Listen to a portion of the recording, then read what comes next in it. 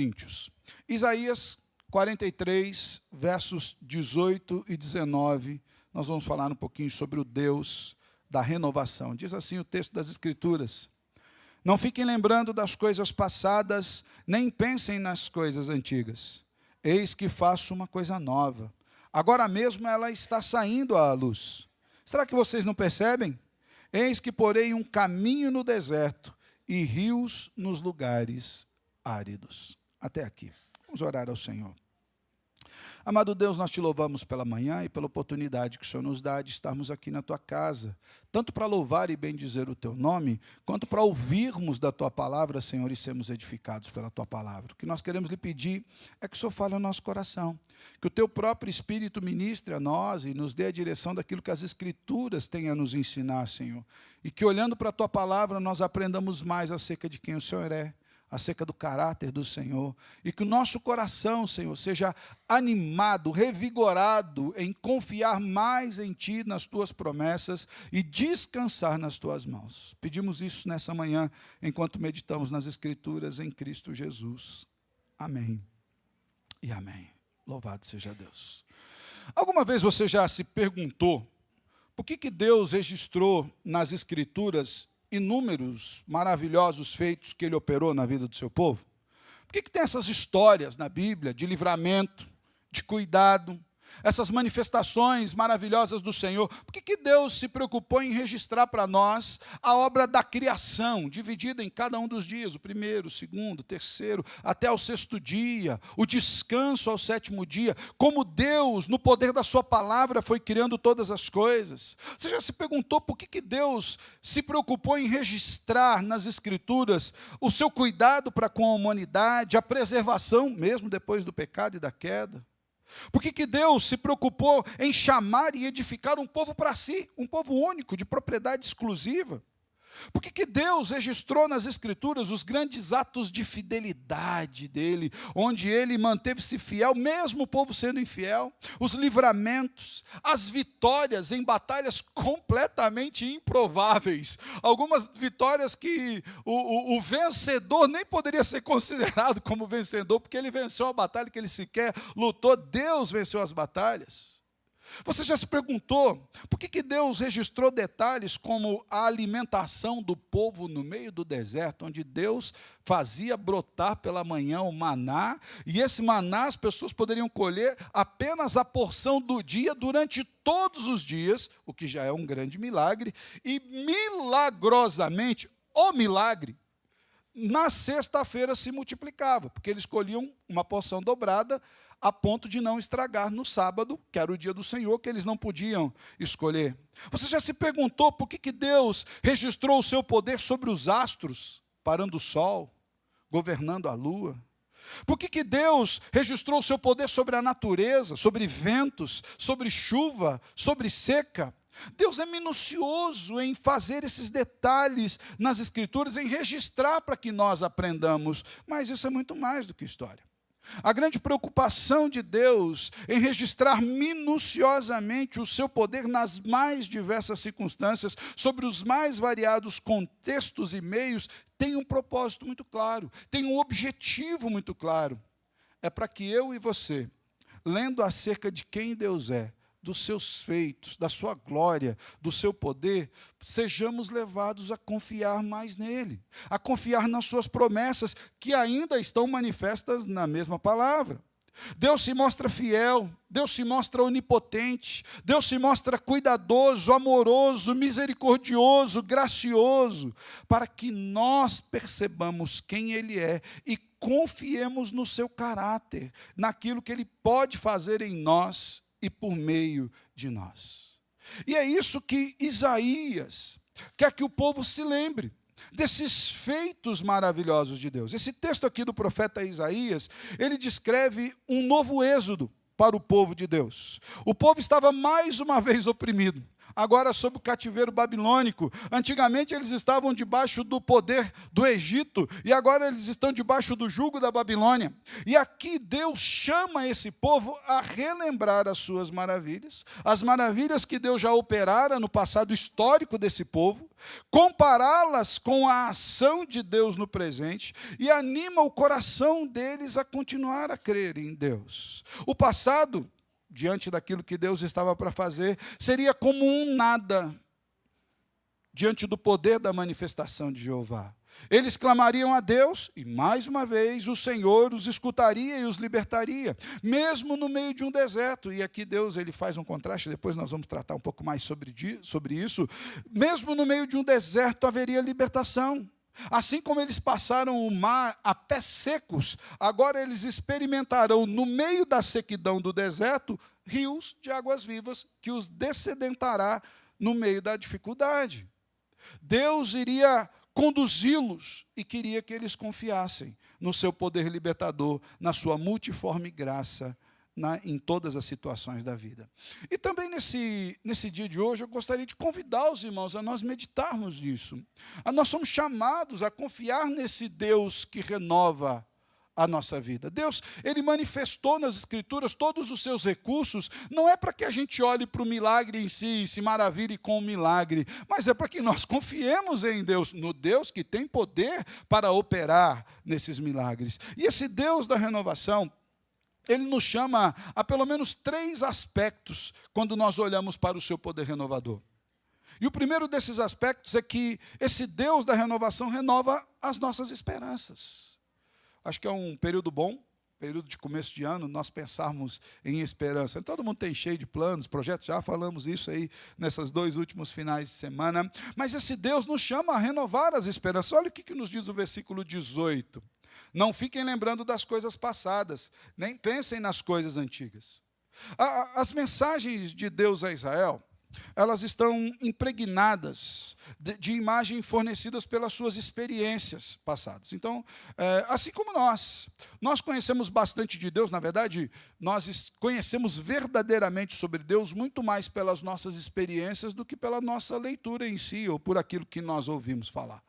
Nós, de fato, aprendemos a confiar em Deus quando nós experimentamos dele. Você sabe que Deus cura, você sabe que Deus tem poder até de ressuscitar mortos, mas você vai experimentar isso diferente quando você estiver num leito de hospital.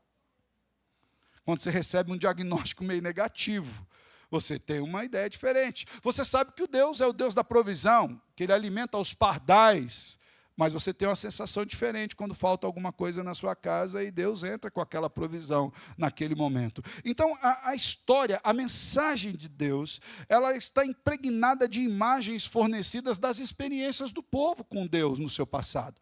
Desse acervo que Deus lhes dá, e era muito familiar ao povo, emerge um desafio de fé no coração do povo. E até mesmo uma repreensão contra a descrença, porque muito provavelmente esse povo que estava sofrendo agora sob o cativeiro, sob o jugo da Babilônia, pudesse estar pensando, mas Deus gastou todo o seu poder lá atrás, agora acabou o poder, não tem mais. A gente olha para trás e vê o que Deus fez, mas da agora para frente Deus não vai fazer muito mais coisas. Ao que Isaías, inspirado pelo Espírito do Senhor, diz, não fiquem lembrando apenas dessas coisas antigas, nem parem para ficar pensando nelas. A exortação do profeta Isaías é para que o povo não fique parado no passado, num sentido de não acreditar que Deus possa agir no contexto de hoje. Eu acredito que talvez muitas vezes nós pensemos assim, pastor, tudo aquilo que Deus tinha para fazer, Ele já fez. A nossa situação é meio irremediável, não há o que fazer hoje. O que Deus vai fazer de novo hoje? Você já parou para pensar que Deus continua salvando gente hoje?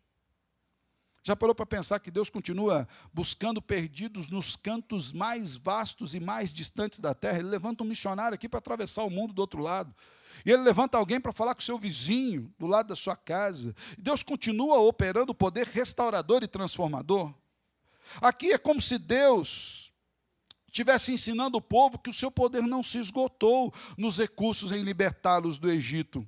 Porém, o que Deus estava prestes a fazer era muito maior, a tal ponto que aquilo que ele já havia feito no passado ficaria apenas no passado. E olha que nós estamos falando de livrar o povo do Egito, fazer com que ele atravesse o Mar Vermelho a pé seco, e depois, quando o povo olha para trás, vê Faraó e seus cavalarianos adentrando naquele mar e o mar os engolindo.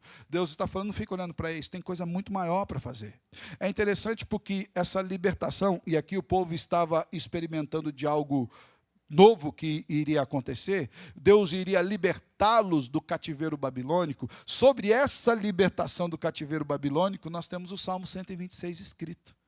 Lembra aqui que nos diz o Salmo? Quando o Senhor restaurou a sorte de Sião, ficamos como quem sonha.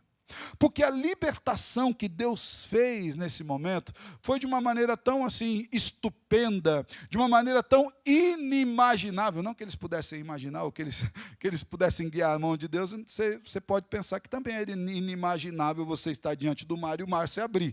Eles não esperavam aquilo, talvez eles esperassem que viessem bote, sei lá, fizesse qualquer coisa, mas não que soprasse um vento oriental e o mar secasse a ponto deles passarem a pés secos. Mas aqui Deus levanta até mesmo um rei ímpio, Ciro, para derrotar Nabucodonosor e depois conduzir o povo até Jerusalém, colocar os exércitos da Síria para cuidar do povo na estrada e ainda fazer uma oferta para o povo construir o templo.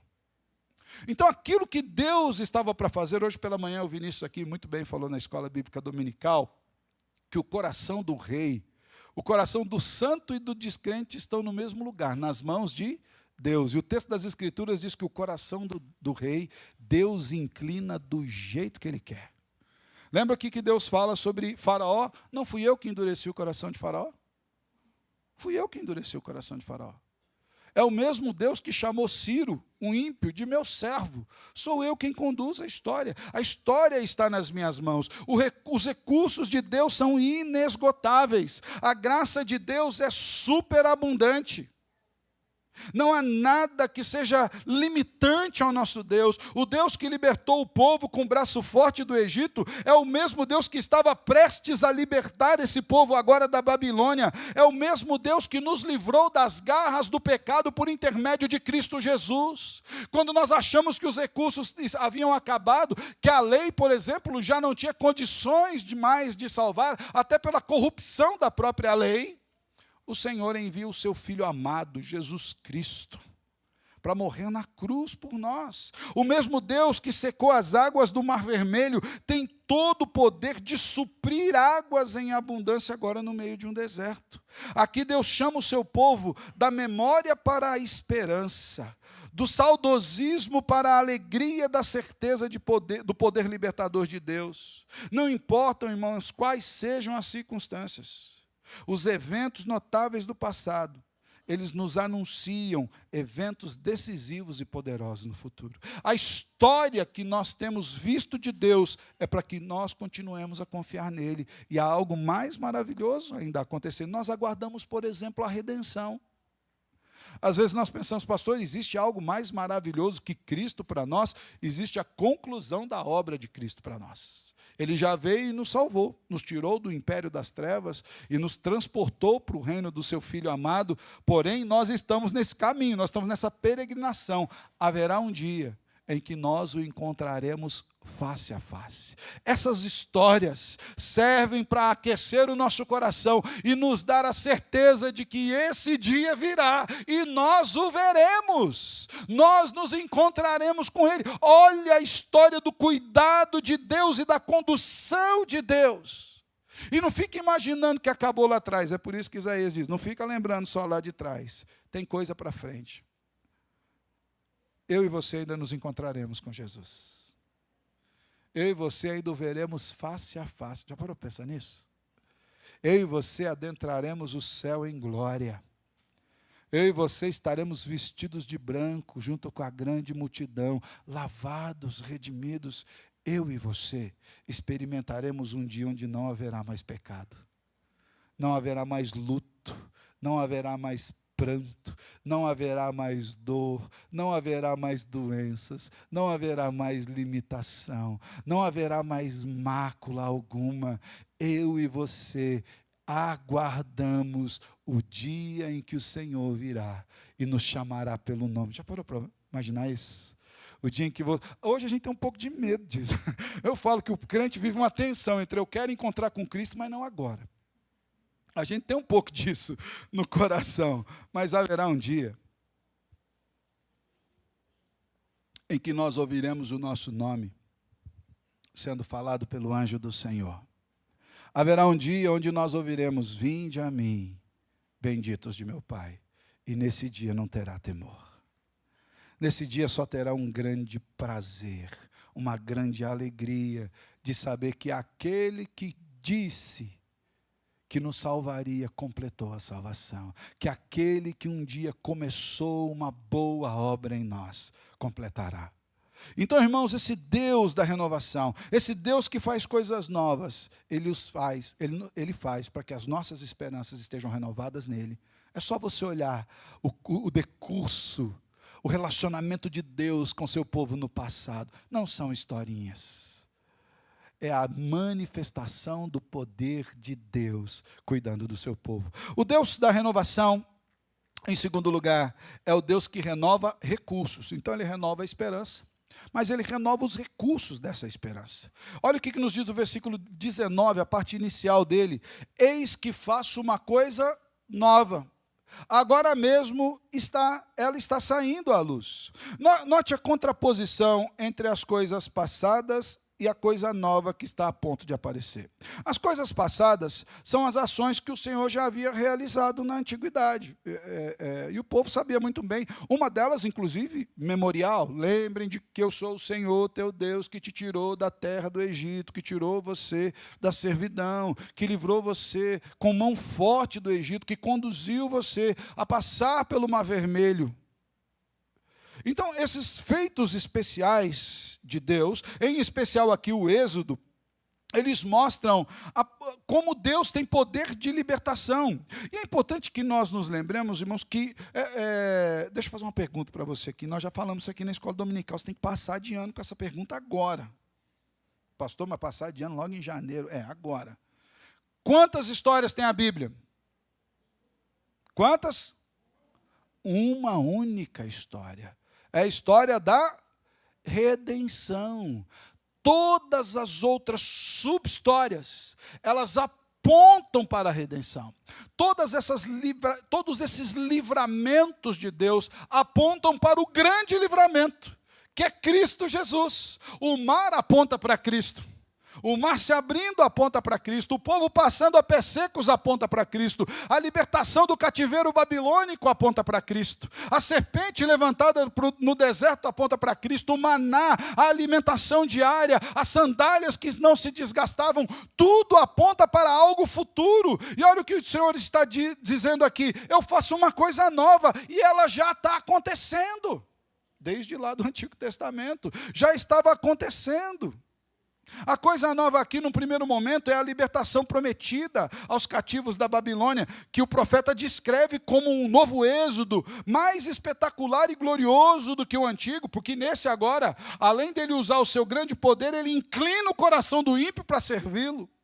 Os recursos de Deus são renováveis, Ele é capaz de fazer algo que nunca ocorreu, um evento inédito e maravilhoso, que supera em muito o anterior, e Ele já fez isso.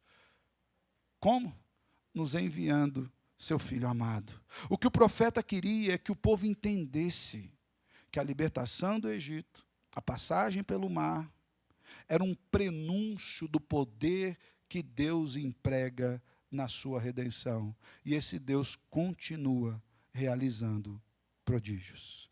Aquele que prepara o caminho do povo pelo mar é o mesmo que prepara um caminho para o povo no deserto, que faz com que rios brotem no deserto para dessedentar o povo. É o mesmo que enviou o seu Filho unigênito para vir ao mundo, nascer sem pecado de mulher, se tornar carne, habitar entre nós. É o mesmo que nos mostrou em Cristo a sua glória e majestade, e nele nós vimos a glória como do unigênito do Pai. É o mesmo que tomou sobre si os nossos pecados e nos redimiu, pagando a culpa do nosso pecado. Quem poderia imaginar isso? Ninguém imaginaria isso. Um Deus que entrega-se em nosso lugar. Ninguém poderia tirar a sua vida. Ele gratuitamente se entrega por nós, em nosso favor. Veja bem, os recursos de Deus são renováveis, são inesgotáveis. Quando nós imaginamos, não dá mais, Deus traz algo que dá, que é uma novidade. Eu lembro-me de ouvir muitos relatos de missionários, e muitos deles são maravilhosos. Às vezes a gente tem algumas dificuldades em crer algumas coisas, mas é por conta da incredulidade do nosso coração, não é que Deus não faz, não. Mas eu lembro-me de um missionário, o nome dele Marcos. Ele estava, se eu não me engano, na China, bem no interior da China, e já fazia anos que ele havia sido enviado para aquele campo missionário, e ele pregava, já tinha aprendido a cultura, já tinha aprendido a comer as coisas que o povo comia, já tinha aprendido a língua, e ele pregava e ninguém convertia. E ele estava num desânimo. Para o missionário, isso é desanimador, irmão. Você está ali há tempos. Não. A igreja também já tinha meio desanimado. A igreja tem muito disso. A gente põe recurso, mas a gente quer um pouco de resultado. Como se o recurso produzisse um resultado meio que direto. Assim, né? A dona Irã Judson, por exemplo, foi abandonado no campo pela igreja, porque nos primeiros anos ninguém convertia. Além de não converter, morreu a mulher dele, morreu o filho, ele na cadeia. Pô, eu falei, esse homem, Deus não está com ele, não. E depois que ele saiu de lá, a Birmânia foi transformada. E o sonho dele era voltar para os Estados Unidos. Ele morreu no navio, ainda no caminho, e foi para a glória. Aquele missionário Marcos, ele estava completamente desanimado, pregando, ninguém convertia. Aí um dia ele foi na casa de uma pessoa que era receptiva ao evangelho, mas ainda não havia se convertido.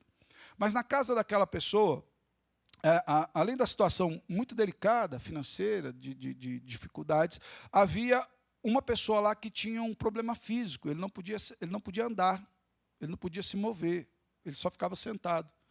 E o Marcos chegou naquela porta e chamou as pessoas lá, e não tinha ninguém em casa. Ele ouviu uma voz lá de dentro, quem era? Aquela pessoa que não podia levantar, não podia se mover. E naquele momento, ele sentiu no coração, fala para ela vir abrir a porta. Ele falou, Deus, é demais, né, Deus? Você deve estar brincando comigo. Ninguém converteu até agora, o senhor veio aprontar uma dessa comigo. E ele sentiu no coração que ele deveria fazer aquilo. E ele orou, falou, Deus, se o senhor fizer isso, eu jamais vou deixar de pregar o evangelho. E ele orou, morrendo de medo, e falou, olha, como não tem ninguém em casa, vem você abrir a porta aqui para mim. E passaram alguns instantes, e o Marcos viu a porta abrindo. Aquele homem se levantou. E houve conversão em massa daquela família, porque Deus operara um recurso que ninguém poderia imaginar. Deus continua fazendo isso nos nossos dias. A salvação de um pecador é um milagre inimaginável.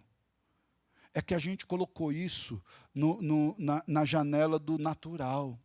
Mas era alguém que estava completamente perdido, indo para o inferno, e que num passe de mágica do Espírito Santo, tem o coração completamente transformado.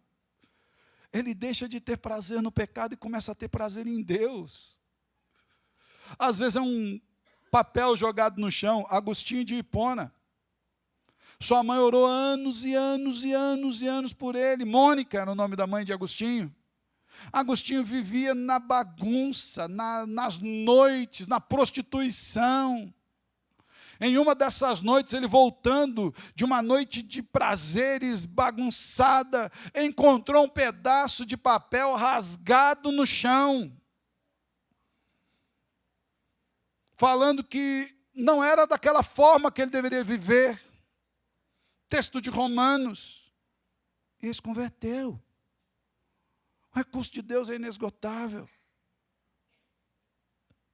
Pastor Horácio esteve aqui na nossa igreja, lá de Moçambique. Ele estava no meio da guerra civil de Moçambique, guerreando, metralhadoras para lá, metralhadora para cá. E ele foi se esconder numa espécie de bunker, mas era feito de lixo, assim, de pedaços de lixo, de bancadas de lixo. E quando ele estava ali, no meio daquele lixo, ele encontrou um daqueles Novo Testamento cinzinha, dos Gideões, sabe? Já mudou até de cor, né, o Novo Testamento, ele já está azulzinho. No meu tempo era do cinza ainda, né? E aquilo lá estava meio rasgado, sujo. Ele simplesmente abriu e começou a ler. E Deus o transformou. Nós tivemos aqui, missionário da Portas Abertas, o Arthur, que até os seus 40 anos de idade, morava no muro do cemitério da Consolação, em São Paulo, como um mendigo indigente. Uma senhora passou ali, encontrou ele, que vivia ali já animalizado, e falou do amor de Cristo Jesus. E ele falou, é fácil falar, né? A senhora tem onde morar, tal, né? Ela falou, então, vem morar na minha casa. Eu nunca tinha visto onde você faria isso. Faria isso? Ela falou, vem morar na minha casa, tem um cômodozinho lá no fundo, você fica lá. E ele se encontrou com a palavra e com o amor de Deus. Ele é missionário hoje. Ele nos deu uma lição a última vez que ele esteve aqui na igreja. Não, irmão, vamos levantar uma oferta para você. Pastor, nós não precisamos de oferta, nós precisamos de oração. O povo que a gente está orando aqui, o dinheiro não chega. Não precisa se preocupar com o dinheiro, não. Nós precisamos só orar. Deus continua com recursos inesgotáveis. A história narrada nas Escrituras é para que nós confiemos no poder do Senhor. O Deus da renovação é um Deus que renova as esperanças, é um Deus que renova os recursos, e é um Deus que renova os meios. Versículo 19, parte final dele. E aqui o Senhor usa Isaías para chamar o povo à reflexão. Diz assim, será que vocês não percebem? Olha o que Isaías está dizendo. Eu vou ler até o versículo 19 todo. Diz assim, o verso 19, eis que faço uma coisa nova. Agora mesmo ela está saindo à luz. Será que vocês não percebem? Eis que porei um caminho no deserto e rios nos lugares áridos. Nós somos chamados a uma reflexão diante de tudo aquilo que Deus tem feito. Você não percebe que Deus está agindo? Você não percebe que Deus está se movendo? Será que você não percebe a ação de Deus em continuar cuidando da igreja, em continuar cuidando do seu povo? Você não percebe que Deus continua salvando pessoas? Nessa parte do versículo, irmãos, o profeta intenciona que o povo se lembre do cuidado de Deus, daquilo que Deus já fez, protegendo-os, conduzindo-os no meio da adversidade, levando-os de novo à sua terra natal. O povo está no segundo cativeiro aqui, mas eles já tinham entrado em Canaã. Eles já tinham desfrutado da terra que mana leite e mel. Eles já haviam atravessado o Mar Vermelho e o Jordão. Havia sido feito 2 travessias. Eles haviam conquistado Canaã pela mão poderosa do Senhor. Já haviam dividido Canaã nas suas partes. Cada tribo, cada povo, assim como lhes fora prometido. Veja bem, o Senhor fala, olha só, para tudo isso vocês não percebem. Assim como o êxodo é significativo para os santos do Antigo Testamento, a profecia de Isaías aponta para o livramento de um cativeiro da escravidão do pecado. Há um novo êxodo da Babilônia, da impiedade. Há um êxodo diário de Deus tirando o seu povo das garras do inferno. Todo dia, a toda hora, em todo lugar, Deus está salvando gente. Em todo momento, a igreja do Senhor tem sido fortalecida. Mesmo no meio das perseguições, a igreja tem sido preservada. E é essa realidade, irmãos, que aponta para algo maior, para algo mais profundo, para algo perfeito, que é a morte e ressurreição do Salvador Jesus Cristo em favor dos seus santos, proporcionando agora um novo nascimento, uma nova vida recebida pela fé. Paulo escreve isso na segunda carta aos Coríntios, no capítulo 5, no versículo 17, quando dizia assim, se alguém está em Cristo, ele é uma nova criatura. As coisas velhas já passaram, eis que tudo se fez novo. Deus continua essa transformação. Haverá tanto livramento quanto provisão subsequente para toda a necessidade. Seja necessidade material e espiritual, e Deus não tem cuidado de nós. Tem faltado alguma coisa? Lembra do Senhor Jesus perguntando para os seus discípulos, quando vocês largaram tudo, casa, família, e saíram, porventura faltou alguma coisa para vocês? E eles responderam, não nos faltou nada. O Senhor é o Deus da provisão. Ele tem cuidado de nós em todas as circunstâncias. Quando Israel foi capacitado a atravessar o mar, foi sustentado no deserto. Deus levantou carne, maná, água na rocha. Quando Israel saiu do cativeiro babilônico, Deus enviou recursos, providenciou meios inesgotáveis, inimagináveis, conduzindo-os até a sua terra prometida. É o mesmo Deus que nos conduz em triunfo a cada dia, irmãos. A igreja pode confiar no Senhor, porque Deus continua nos conduzindo. Deus não parou de agir quando fechou o cânone das Escrituras. Acabou, escreveu o último capítulo de Apocalipse, Deus aposentou, falou, vou tirar umas férias. Não aconteceu isso. Ele continua presente. Ele fechou a sua revelação particular, que é as Escrituras. E agora nós vivemos fundamentados nessa revelação, animados e fortalecidos por essa revelação. O Deus da renovação, irmãos, é o Deus que renova a nossa esperança. É o Deus que renova recursos na sua ação. É o Deus que renova meios para que o Evangelho continue sendo pregado. Nós somos chamados a confiar nesse Deus. Nós somos chamados a confiar nesse Deus.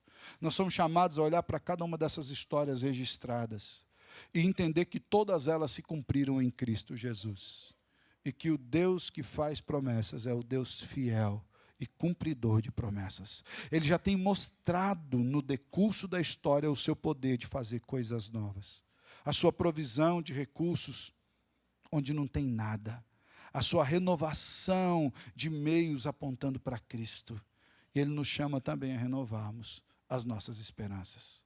O Deus que diz, haja luz e houve luz, é o Deus que pode fazer o inimaginável por nós. Que nós tenhamos, não apenas hoje, mas esse ano e até o fim das nossas vidas, o coração renovado na graça eterna desse Deus. Ele faz coisas novas. E Ele pode fazer na sua vida também. Renovando o seu coração, renovando a sua expectativa, levando-nos a uma confiança mais profunda, uma confiança que traz paz e descanso para a alma. Basta você olhar na história desse Deus com o seu povo e entender que você faz parte desse povo, você faz parte dessa história. E até o dia do grande encontro, nós seremos sustentados e conduzidos por Ele. Amém? Feche os seus olhos. Quero orar com você. Senhor, nós queremos te louvar pelos seus maravilhosos e inesgotáveis recursos que o Senhor tem sobre as nossas vidas, Senhor. Como é bom, Senhor, saber que o Senhor tem cuidado de nós. Como é bom, Deus, nós olharmos para as Escrituras e vemos a ação maravilhosa do Senhor no decurso da história, conduzindo o seu povo. E entendemos que nós fazemos parte desse povo, até o dia em que estaremos com o Senhor face a face e o veremos como o Senhor é. Que essa verdade, Senhor, fortaleça o nosso coração. Que essa verdade fortaleça a nossa alma. Que nós, Senhor, sejamos animados no meio das adversidades. Que nós, Senhor, sejamos animados para com a igreja, para com a obra do Senhor em toda a face da terra. Que nós entendamos que não há governos, que não há sistemas que possam parar o Senhor. Porque o Senhor já tem cuidado de nós em todos os momentos. Ajuda-nos, Senhor, a confiar mais. Ajuda-nos, Senhor, a descansar nas tuas mãos. Ajuda-nos, Senhor, a ter a mente, a alma e a esperança renovadas em Ti. Em Cristo Jesus que eu oro. Amém e amém.